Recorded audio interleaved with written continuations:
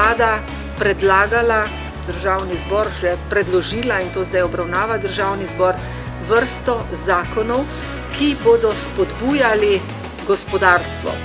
Tako želimo s temi zakoni odpraviti določene administrativne ovire, predvsem na področju urejanja prostora, gradbeništva, spodbujanja gospodarstva, vse z namenom, da vendarle zaženemo tudi ponovno gospodarsko rast.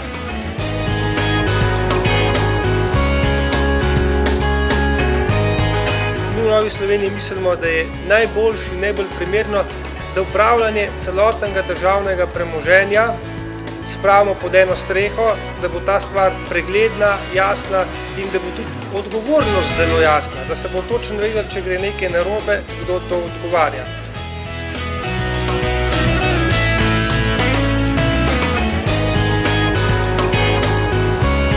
Sem prepričana, da naši poslanci dobro delajo, da so slišani v parlamentu, da so konstruktivni, da znajo zastaviti svojo besedo v pravo smer.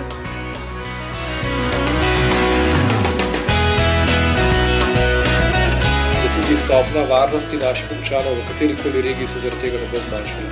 Ljudje bodo imeli še zmeraj povsem enak dostop do reševalcev, do nujne medicinske pomoči, do gasilcev.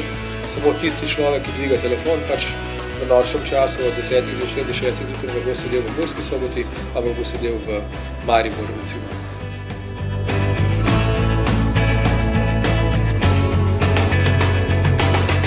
Prizadevam pa si tudi, da bi se čutili Slovenci tako v zamejstvu kot po svetu dobrodošli v Sloveniji, pomembni v Sloveniji in pa da bi okrepili sodelovanje na gospodarskem področju, znanstvenem področju in pa tudi na področju sodelovanja med mladimi.